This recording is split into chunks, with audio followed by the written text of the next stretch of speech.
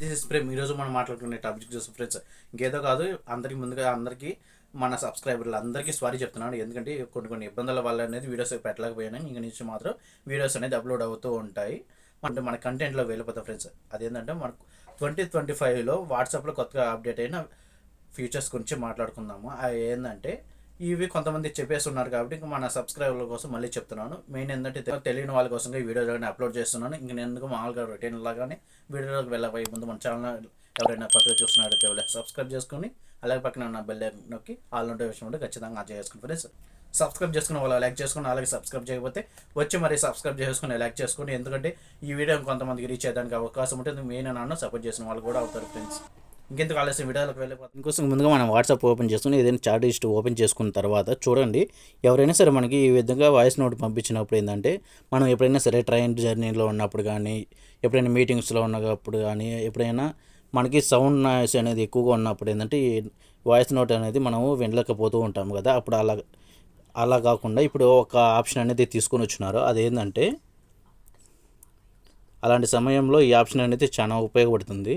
మన సెట్టింగ్స్ని ఓపెన్ చేసుకున్న తర్వాత చార్ట్స్ ఓపెన్ చేసుకోండి. ఇక్కడ చూడండి, వాయిస్ మెసేజ్ ట్రాన్స్క్రిప్ట్స్ అని ఉంది కదా, దాన్ని ఎనేబుల్ చేసుకోండి. తర్వాత చూస్ లాంగ్వేజ్ అని వస్తుంది, దాని మీద క్లిక్ చేసుకోండి. ఇప్పుడు చూడండి, ఇంగ్లీష్ అని సెలెక్ట్ చేసుకొని సెటప్ నవ్ అని క్లిక్ చేస్తున్నాను. కొంచెం సమయం అనేది తీసుకొని వస్తుంది చూడండి. అంటే డౌన్లోడ్ అనేది అవుతూ ఉంటుంది వాయిస్ మెసేజ్ అనేది. ఇందులో మైనస్ ఏంటంటే దీంట్లో ఏంటంటే మనకి మెయిన్ అనేది మన డేటా అనేది కన్జ్యూమ్ అనేది మనకు ఖచ్చితంగా అవుతుంది. డౌన్లోడ్ అయిపోయిన తర్వాత చూసుకుంటే మనకు మైనస్ పాయింట్ మెయిన్గా చూసుకుంటే ట్రాన్స్క్రిప్ట్ లాంగ్వేజ్ అని ఉంది కదా, దీని మీద క్లిక్ చేసుకుంటే ఒకసారి ఇక్కడ కనిపిస్తున్న డిస్ప్లేలో కనిపిస్తున్న లాంగ్వేజ్లో మాత్రమే వాయిస్ నోట్ అనేది అవతల వాళ్ళు మనకు పంపిస్తే మాత్రమే ట్రాన్స్క్రిప్ట్ అనేది ఖచ్చితంగా అవుతుంది, లేకపోతే మాత్రం అవ్వదు ఫ్రెండ్స్. ఇప్పుడు చూడండి, బ్యాక్ వెళ్ళిపోతున్నాను, దీని మీద క్లిక్ చేసుకుంటున్నాను. ఇప్పుడు చూడండి, వచ్చిన వాయిస్ నోట్ని లాంగ్ ప్రెస్ చేసుకొని 3 డాట్స్ మీద క్లిక్ చేసుకొని ట్రాన్స్క్రైబ్ చేశాను. ట్రాన్స్క్రైబ్ అవుతుంది చూడండి. వాట్ ఆర్ యూ డూయింగ్ అంటే వినిపిస్తున్నాను చూడండి మీరు కూడా. ఈ విధంగా వాట్ ఆర్ యూ డూయింగ్ అనేది లోపల ఇన్సైడ్ ఉంది కాబట్టి మనకి వాట్ ఆర్ యూ డూయింగ్ అనేది కొటేషన్లో మనకి చూపిస్తుంది. సెకండ్ ఆప్షన్ చూసుకుంటే అప్డేట్స్లోకి వెళ్ళేసి ఇక్కడ చూడండి, స్టేటస్ అన్నీ ఇంతకుముందు ల్యాండ్స్కేప్లోని ఇప్పుడు పోర్ట్రేట్ టైప్లో బాక్సుల టైప్లో కనిపిస్తూ ఉన్నాయి కాబట్టి ఈ విధంగా అప్డేట్ అనేది కొత్తగా వచ్చింది. థర్డ్ అప్డేట్ చూసుకుంటే అంటే చాట్ లిస్ట్ ఓపెన్ చేసుకున్న తర్వాత పర్టికులర్ ఒక మెసేజ్గా రియాక్షన్ అవ్వాలి అనుకుంటే లాంగ్ ప్రెస్ చేసి ఈ విధంగా మనం రియాక్ట్ అయ్యేవాళ్ళము. ఇప్పుడు అలా కాకుండా ఆ వచ్చిన మెసేజ్ మీద డబుల్ ట్యాప్ చేస్తే ఈ విధంగా మనకి ఎమోజీస్ అనేది ఆటోమేటిక్గా ఓపెన్ అయిపోతాయి. అలాగే కాకుండా నెక్స్ట్ అప్డేట్ చూసుకుంటే ఇక్కడ ఎమోజీసే కాకుండా ప్లస్ సింబల్ మీద క్లిక్ చేసినామంటే ఇంకా మోర్ దాన్ ఎమోజీస్ అనేది ఇక్కడే మొత్తం డిస్ప్లే అవుతూ ఉంటాయి. ఈ విధంగా మనకి నచ్చినవి ఇంకా ఏమైనా ఉంటే ఇక్కడ నుంచి మనం సెలెక్ట్ చేసుకొని వాళ్ళకి రియాక్ట్ అవ్వచ్చు ఫ్రెండ్స్.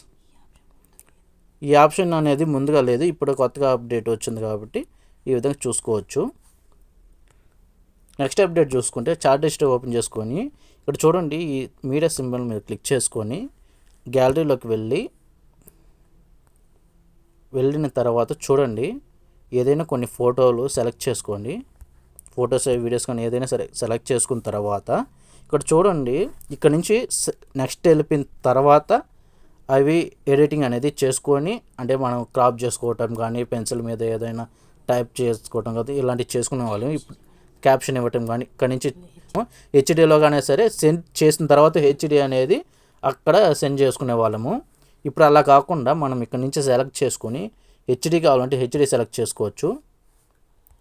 హెచ్డీ సెలెక్ట్ చేసుకున్న తర్వాత ఇక్కడ కనిపిస్తుంది కదా చూడండి, పెన్సిల్ ఐకాన్ మీద క్లిక్ చేసుకుంటే మనం ఇక్కడ నుంచే డైరెక్ట్గా క్రాప్ చేసుకొని క్యాప్షన్ కావాలంటే క్యాప్షన్ ఇచ్చేసుకోవచ్చు. చూడండి, ఒక క్యాప్షన్ అనేది ఇస్తున్నాను.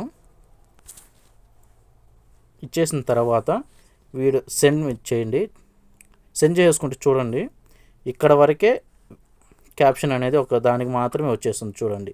ఈ విధంగా ఏంటంటే మనము ముందుగే ఎడిటింగ్ చేసుకొని క్రాప్ కానీ ఏదైనా సరే క్యాప్షన్ కానీ ఇచ్చేసుకొని ఈ విధంగా అక్కడి నుంచి డైరెక్ట్గా హెచ్డీలోనే పంపించేసుకోవచ్చు.